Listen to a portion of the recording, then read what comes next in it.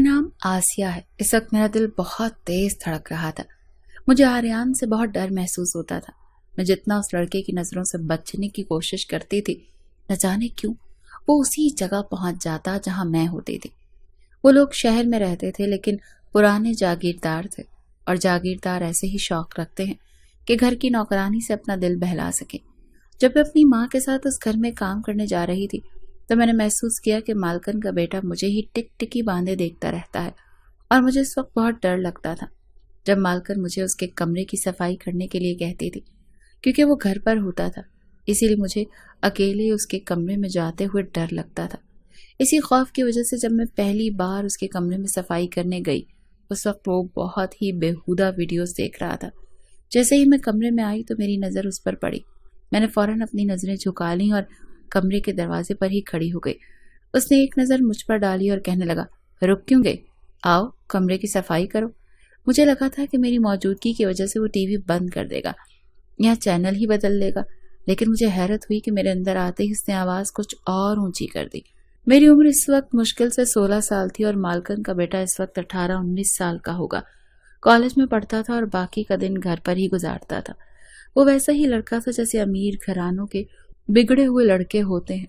میں نے کمرے کا دروازہ پورا کھول دیا اور جھاڑو لگانے لگی، لیکن وہ مجھ پر یوں دھاڑا کہ میں خوف کے مارے کانپ کر رہ گئی۔ کہنے لگا، اندھی ہو تم؟ اے سی آن ہے اور تم نے کمرے کا دروازہ کھول رکھا ہے، کمرہ بند کر کے کام کرو۔ میں بہت زیادہ ڈر گئی تھی، اسی لیے فوراً کمرے سے باہر نکل کر ماں کے پاس آ گئی۔ مجھے یوں گھبرائے ہوئے دیکھ کر ماں پوچھنے لگی تو میں نے بولا کہ ماں، مجھے مالکن کے بیٹے سے ڈر لگتا ہے، میں اس کے کمرے کا کام نہیں کروں گی۔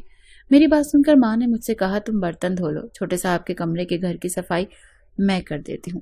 اگلے کچھ دن تک میری ماں ہی اس کمرے کی صفائی کرتی رہی۔ ایک بار جب میں کچن میں برتن دھو رہی تھی تو وہ کچن میں آ گیا۔ مجھے دیکھ کر کہنے لگا، ایک گلاس دودھ گرم کر کے دو میرے لیے۔ اس کے الفاظ ایسے ہی سخت تھے اور گھمنڈ سے بھرے ہوئے۔ میں نے شیشے کا گلاس دھویا اور اس کے لیے دودھ گرم کرنے لگی۔ دودھ گرم کر کے میں نے گلاس اس کی طرف بڑھایا تو اس نے میرا ہاتھ پکڑ لیا اور اس کی پکڑ میرے ہاتھ پر مضبوط تھی۔ کہنے لگا، میرے کمرے کی صفائی کرنے تم کیوں نہیں آتی؟ وہ میرے کچھ قریب ہو کر مجھ سے دھیرے سے پوچھنے لگا۔ میں نے کہا، میرا ہاتھ چھوڑ دو ورنہ میں شور مچا دوں گی۔ میری بات سن کر اس نے پہلے تو حیرت ظاہر کی اور پھر میرا ہاتھ چھوڑ دیا اور کہنے لگا، کل اگر تم میرے کمرے کی صفائی کرنے نہیں آئی تو دیکھ لینا میں کیا کرتا ہوں تمہارے ساتھ۔ یہ کہہ کر وہ کچن سے باہر چلا گیا۔ پتہ نہیں اس لڑکے کو مجھ سے کیا مسئلہ تھا، کیوں میرے پیچھے پڑا ہوا تھا۔ میں اگلے دن بھی اس کے کمرے میں نہیں گئی، لیکن میں نہیں جانتی تھی کہ میرا انکار مجھ پر کتنا مہنگا پڑ سکتا ہے۔ میں برتن دھو رہی تھی تبھی مجھے ماں کے چلانے کی آواز آئی۔ میں بھاگتی ہوئی کچن سے باہر نکلی۔ میری ماں سیڑھیوں کے نیچے بے ہوش پڑی تھی، شاید وہ سیڑھیوں سے گر گئی تھی۔ ماں کو یوں گرے دیکھ کر میری تو چیخیں ہی نکل گئی تھی۔ مالکن بھی وہیں پہنچ گئی، ڈرائیور کو بلا کر اسپتال بھی لے گئی۔ میں تو بس روئی جا رہی تھی۔ میری ماں کے پاؤں کی ہڈی ٹوٹ چکی تھی اور وہ چلنے پھرنے کے لائق بھی نہیں رہی تھی۔ مالکن نے اسپتال کا سارا خرچ اٹھایا تھا۔ ماں گھر پر بیٹھ گئی تھی۔ 2 دن تو میں بھی کام پر نہیں گئی۔ تیسرے دن ماں مجھ سے کہنے لگی کہ تم کام پر چلی جاؤ، مالکن کے ہم پر بہت احسان ہے، اسی لیے کام نہیں چھوڑ سکتے۔ بات تو ماں کی بھی ٹھیک تھی۔ انہوں نے ماں کو بند مٹھی میں کئی ہزار کے نوٹ بھی دیے تھے تاکہ گھر کے خرچے میں مشکل نہ آئے۔ میں تیسرے دن کام پر چلی گئی۔ مالکن نے مجھ سے کہا کہ کام کرنے کے بعد گھر جانے سے پہلے پکی ہوئی سبزی بھی گھر لے جانا اور کسی بھی چیز کی ضرورت ہو تو مجھے بتانا۔ میں نے ہاں میں سر ہلایا۔ میں جھاڑو لگانے لگی۔ جب مالکن کے بیٹے کے کمرے میں گئی تو وہ کمرہ ایک دم خالی تھا۔ میں نے سکون کا سانس لیا۔ میں نے سوچا اس کے آنے سے پہلے ہی کمرے کی صفائی کر لوں، اسی لیے میں جھاڑو ایک طرف رکھ کر بیڈ کی چادر ٹھیک کرنے لگی، لیکن جیسے ہی میں نے تکیہ اٹھایا اور جو کچھ تکیے کے نیچے نظر آیا میں بری طرح گھبرا گئی۔ اس سے پہلے کہ میں تکیہ واپس رکھتی کسی نے مجھے بازو سے پکڑ کر کھینچا۔ میں اس اچانک حملے کے لیے تیار نہیں تھی، اسی لیے میں ایک دم مالکن کے بیٹے کے سینے سے جا ٹکرائی۔ میں نے خود کو سنبھالا اور پیچھے ہٹ گئی۔ وہ بھی میرے بازو چھوڑ چکا تھا۔ کہنے لگا، بہت شوق ہے نا تمہیں میری جاسوسی کرنے کا؟ میں بری طرح گھبرا گئی تھی اور نہ میں سر ہلانے لگی۔ میں نے کہا، میں تو بس چادر ٹھیک کر رہی تھی، مجھے نہیں معلوم تھا کہ تکیے کے نیچے۔ پھر میری بات ادھوری رہ گئی کیونکہ اس نے میرے منہ پر ہاتھ رکھ دیا اور مجھے اور آگے کچھ بولنے سے روک دیا۔ کہنے لگا، جو کچھ تم نے دیکھا ہے اگر تم نے میری ماں کو بھنک بھی لگنے دی تو یاد رکھنا تم بہت پچھتاؤ گی۔ وہ میرے بہت قریب ہو کر مجھے دھمکا رہا تھا۔ میں اس وقت بہت زیادہ ڈر گئی تھی۔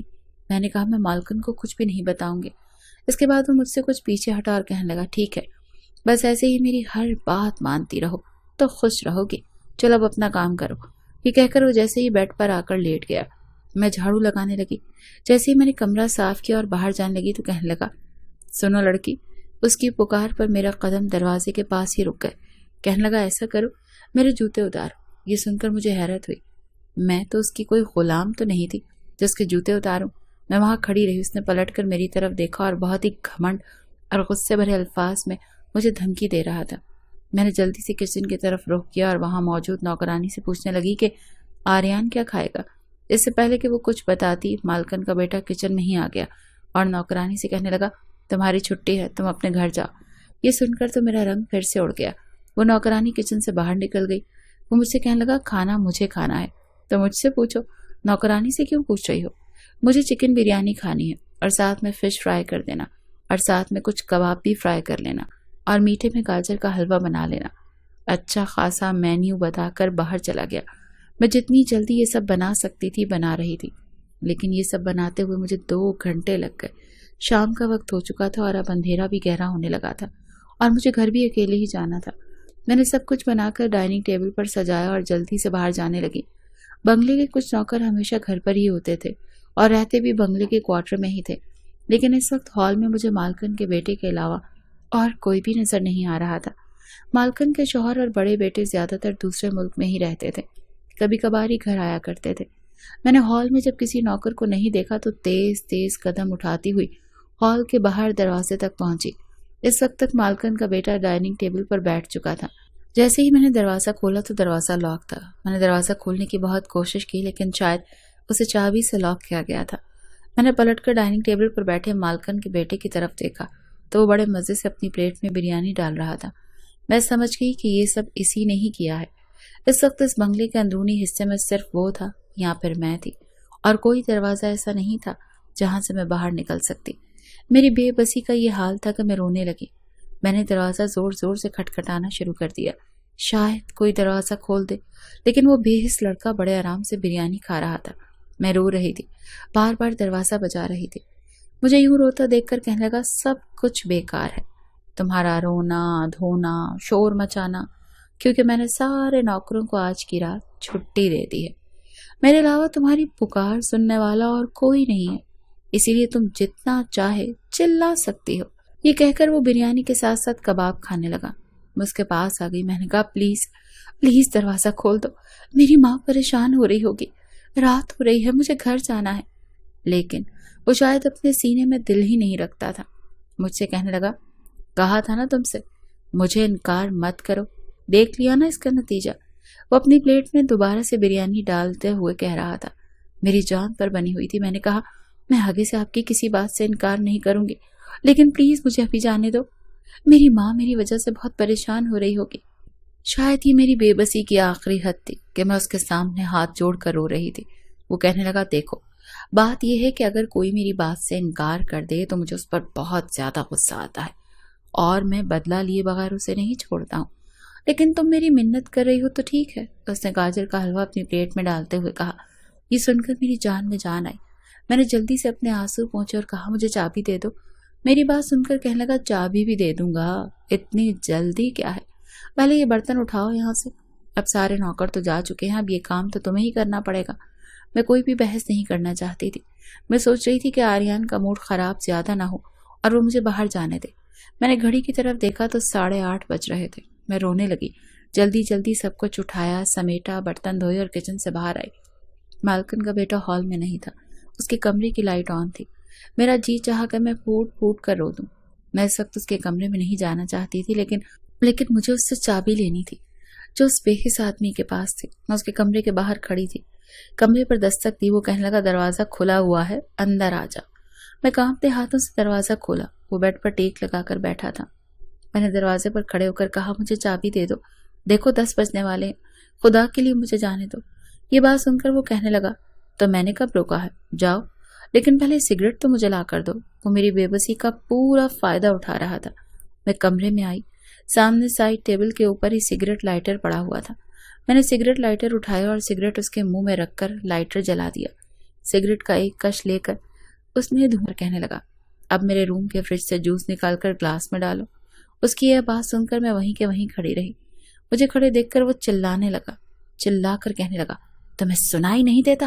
جوس گلاس میں ڈالو اور میرے پاس لے کر آؤ۔ دیکھو 10 بج رہے ہیں، تم جتنی دیر کرو گی لوگ انگلیاں تم پر ہی اٹھائیں گے، چلو جلدی کرو۔ مسلسل رونے سے میری آنکھیں لال ہو گئی تھی، لیکن اس لڑکے کے سینے میں شاید دل ہی نہیں تھا۔ میں نے اس کے کمرے میں رکھے فریج سے جوس نکالا اور اس کے پاس رکھے گلاس میں ڈال دیا۔ اس وقت میرے ہاتھ کانپ رہے تھے، رونے کی وجہ سے میرا پورا جسم بھی کانپ رہا تھا۔ اسی وقت اس نے مجھے بازو سے پکڑ کر اپنی طرف کھینچا، میرا دوپٹہ میرے گلے سے کھینچ کر پھینک دیا۔ وہ میرے اتنا قریب تھا کہ اس کے منہ سے نکلنے والی سگریٹ کی بدبو سے میرا دم گھٹنے لگا۔ میری سسکیاں اس کمرے میں گونجتی رہیں، لیکن کوئی سننے والا نہیں تھا۔ رات کے 2 بجے اس آدمی نے مجھے ہال کی چابی دی تھی، لیکن میرا سب کچھ برباد کرنے کے بعد مجھے کہنے لگا، ابھی بھی رات کی سیاہی باقی ہے، جلدی سے اپنے گھر چلی جاؤ، کسی کو پتہ نہیں چلے گا کہ تمہارے ساتھ کیا ہوا ہے۔ اس کی بات سن کر میرا جی چاہا کہ میں اس لڑکے کا قتل کر دوں، لیکن شاید میرے بس کی بات نہیں تھی۔ اس کے بعد میں روتے ہوئے سڑک پر آئی۔ مجھے کچھ دکھائی نہیں دے رہا تھا، اسی لیے میں سامنے آتی گاڑی سے ٹکرا گئی اور بے ہوش ہو گئی۔ پھر میری آنکھ کھلی تو مجھے ایک عورت کی آواز سنائی دی۔ عورت مجھے دیکھ کر میرے پاس کھڑی لڑکے سے کہنے لگی، ارحم، اسے ہوش آ گیا ہے، جاؤ ڈاکٹر کو بلا لاؤ۔ کچھ ہی دیر میں نرس اور ڈاکٹر بھی کمرے میں آ گئے۔ مجھے میرے بارے میں پوچھنے لگے۔ میں انہیں کیا بتاتی؟ میرا ماضی داغدار تھا، اسی لیے میں نے کہا مجھے کچھ بھی یاد نہیں کہ میں کون ہوں اور میرا نام کیا ہے۔ مجھے کچھ بھی یاد نہیں آ رہا۔ میں نے اپنی یادداشت کے کھو جانے کا بہانہ کیا۔ وہ عورت مجھے اپنے گھر لے گئی۔ ایک چھوٹے 3 کمروں کے فلیٹ میں وہ اپنے بیٹے کے ساتھ رہتی تھی۔ میں ان کی گاڑی سے ٹکرائی تھی۔ وہ کافی اچھی عورت تھی، میرا خیال بھی بہت اچھے سے رکھتی تھی۔ میں نے چلنے پھرنے کے قابل ہو گئی تو خود ہی گھر کی ذمہ داریاں بھی سنبھال لیں۔ ان کا بیٹا ایک دماغی ڈاکٹر تھا اور اسی فلیٹ کے کمرے میں اس نے اپنا کلینک بنایا ہوا تھا۔ سنا تھا کہ اس کے ہاتھ میں جادو ہے۔ اس نے کئی بار مجھ سے کہا کہ میں اپنے ماضی کے بارے میں سوچنے کی کوشش کروں، شاید مجھے کچھ یاد آ جائے، لیکن میں بھولی ہی کب تھی جب مجھے کچھ یاد کرنے کی کوشش ہوتی۔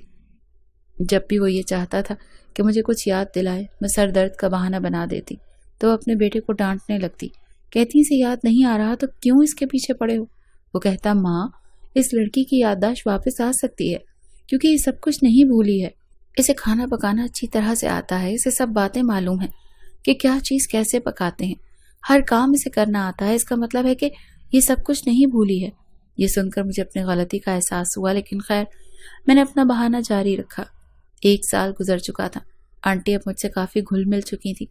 آنٹی چاہتی تھی کہ میں اب ان کی بہو بن کر ان کے ساتھ رہوں، لیکن مجھے پتا تھا کہ میں کسی کی بیوی بننے کے لائق نہیں ہوں اور نہ ہی میں جھوٹ بول کر اپنا گھر بسانا چاہتی تھی۔ اسی لیے میں نے آنٹی کو منع کر دیا کہ میں اپنے ماضی کے بارے میں کچھ بھی نہیں جانتی، اسی لیے میں ان کے بیٹے سے شادی نہیں کروں گی۔ ایک دن ارحم خود ہی میرے سامنے آ گیا اور کہنے لگا، میں تم سے پیار کر بیٹھا ہوں اور تم سے شادی کرنے کے لیے میں نے ہی اپنی ماں کو مجبور کیا تھا، اور ماں کو بھی تم بہت اچھی لگتی ہو، اسی لیے ماں بھی فوراً ہی بات مان گئی تھی۔ لیکن تم انکار کیوں کر رہی ہو؟ میں تمہیں ساری خوشیاں دوں گا جو ایک لڑکی کا خواب ہوتا ہے۔ قسمت کی مہربانی پر میری آنکھوں میں آنسو چمکنے لگے، لیکن شاید میں اس مہربانی کے لائق نہیں تھی۔ میں نے کہا، میں تم سے شادی نہیں کر سکتی، مجھے نہیں پتا کہ میرا ماضی کیا تھا۔ وہ کہنے لگا، جب تمہیں سب کچھ یاد آ جائے تب ہم تمہارے ماں باپ کے پاس بھی چلیں گے، اور تمہاری عمر کو دیکھتے ہوئے اتنا تو میں یقین کے ساتھ کہہ سکتا ہوں کہ تم شادی شدہ نہیں ہو۔ اپنے دل پر ہاتھ رکھ کر فیصلہ کرو، کیا تمہارے دل میں میرے لیے کچھ بھی نہیں ہے؟ میں اس سے نظریں چرا گئی تھی۔ یہ سچ تھا کہ میں دل ہی دل میں اس کو پسند کرنے لگی تھی، لیکن میں اسے جھوٹ میں رکھ کر، دھوکے میں رکھ کر بھی شادی نہیں کر سکتی تھی۔ اور پھر میں نے روتے ہوئے اس کو ساری سچائی بتا دی۔ میں نے کہا، میں بھولی ہی کب ہوں، مجھے سب یاد ہے، بس میں بھولنے کا ڈرامہ کر رہی تھی، بھولنا چاہتی تھی اپنے اس کالے ماضی کو، اور پھر آپ لوگوں نے مجھے سہارا دیا، اتنا پیار دیا۔ آپ لوگوں کو چھوڑ کر میں کہاں جاتی، اسی لیے جھوٹ بول کر آپ ہی لوگوں کے پاس رہنے لگی۔ میں نے مالکن کے بیٹے کے بارے میں ارحم کو سب کچھ بتا دیا۔ وہ بڑے غور سے میری ساری باتیں سنتا رہا، پھر اٹھ کر چلا گیا۔ مجھے یقین تھا کہ اب وہ مجھ سے شادی نہیں کرے گا۔ میں بھی روتے ہوئے اپنے کمرے میں آ گئی اور اپنا سامان پیک کرنے لگی۔ مجھے پتا تھا سچائی جاننے کے بعد اب وہ لوگ مجھے اپنے گھر میں نہیں رکھیں گے، لیکن میں حیران رہ گئی۔ اگلے دن آنٹی میرے پاس آئیں، کہنے لگی، تم نے اتنا سب کچھ اپنے دل میں چھپا کر رکھا، ایک بار تو مجھے بتاتی۔ یہ کہتے ہوئے انہوں نے مجھے گلے سے لگا لیا اور کہنے لگی، میرا بیٹا تم سے پیار کرتا ہے، सच्चा प्यार, और तुमसे शादी करने के लिए अब भी राजी है। मैं हैरत से आंटी की तरफ देखा कि क्या दुनिया में ऐसे लोग भी होते हैं। खैर, मेरी शादी अरहम से हो गई। उससे मुझे इतनी खुशियां दी कि मैं अपने माजी की कड़वाहट को भूलने लगी थी। मैं अपनी माँ से मिलने भी गई। अरहम भी मेरे साथ गया था। अरहम ने ही सारी बात संभाली थी। मेरी माँ मुझे देखकर बहुत खुश हुई थी। मेरी माँ को यही पता था कि मेरा एक्सीडेंट हो गया था और मैं सब कुछ भूल गई थी। माँ ने बताया कि उन्होंने नौकरी छोड़ दी है और अब कहीं दूसरी जगह नौकरी करती हैं। थोड़ी देर माँ के पास बैठकर मैं घर वापस आ गई। मैं अपने शौहर के साथ अच्छी खुशहाल जिंदगी गुजार रही थी, लेकिन एक दिन वो हुआ कि मेरे होश उड़ गए। शाम की चाय में अक्सर मेरा शौहर को क्लिनिक पे ही देने चली जाती थी। इस वक्त ज्यादा मरीज नहीं होते थे, इसीलिए हम दोनों एक साथ बैठकर चाय पीते और खूब सारी बातें भी किया करते। ऐसी ही एक शाम थी जब मैं चाय का कप देने उसके कमरे के दरवाजे तक पहुंची, मगर अंदर से आने वाली आवाजों ने मेरे पैरों को वहीं रोक दिया था। वो कह रहा था, मैंने उसे बर्बाद कर दिया डॉक्टर। वो मेरी मिन्नत करती रही, हाथ जोड़ती रही, अपनी इज्जत की भीख मांगती रही, लेकिन मुझे उस पर रहम नहीं आया था। मैं उसकी आवाज को कैसे भूल सकती थी। वो तो आर्यान था, मालकन का बेटा। वो ये सब मेरे शौहर से कह रहा था। उसकी बात मेरे शौहर ने कहा, देखो मिस्टर, आप खुद कह रहे हैं कि वो लड़की अब मर चुकी है। उसी रात उसका एक्सीडेंट हो गया था, तो क्यों आप इस बात को भूल नहीं जाते? मान जाइए इस हादसे को। मेरा शौहर उसे समझाने लगा। मालकन के बेटे ने कहा, कैसे भूल जाऊं? मैं भूल ही तो नहीं पा रहा हूं। पिछले 1 साल से सोया नहीं हूं। मैं सोने के लिए आंखें बंद करता हूं तो मुझे उसकी सिसकियां सोने नहीं देती। मुझे लगता है कि वो मेरे सामने हाथ जोड़े रो रही है, कहती है मुझे जाने दो। मेरे माँ बाप मेरा इंतजार कर रहे हैं। उसकी आवाज मेरे कानों में हर वक्त गूंजती रहती है। मुझ पर ना दवा असर करती है और ना ही नींद की दवाई। मैं सोना चाहता हूँ, लेकिन उसकी सिसकियां मुझे सोने नहीं देती। डॉक्टर, ऐसा करो, मुझसे मेरी याददाश्त छीन लो, वरना मैं पागल हो जाऊंगा। मुझे उसकी बददुआ लग गई है। उस रात जब मेरी माँ अपनी बहन के घर से आ रही थी तो उनका एक्सीडेंट हुआ और वो मौके पर ही दम तोड़ गई। मेरा बाप मलेशिया में रहता था, उसने दूसरी शादी कर ली। भाई ने भी शादी कर ली और वो अपनी शादीशुदा जिंदगी में मसरूफ है। मैं अकेला हूँ। मैं रातों को तड़पता रहता हूँ, रोता हूँ और मेरे आंसू साफ करने वाला कोई भी नहीं है। मुझे उसकी बददुआ लग चुकी है। काश कि वो मुझे कहीं से मिल जाए तो मैं हाथ जोड़कर उससे माफी मांग लूं। उससे कहूँ कि वो जो चाहे मुझसे बदला ले, लेकिन मुझे अपनी बददुआ से आजाद कर दे। मैं पिछले 1 साल से सो नहीं पाया हूँ।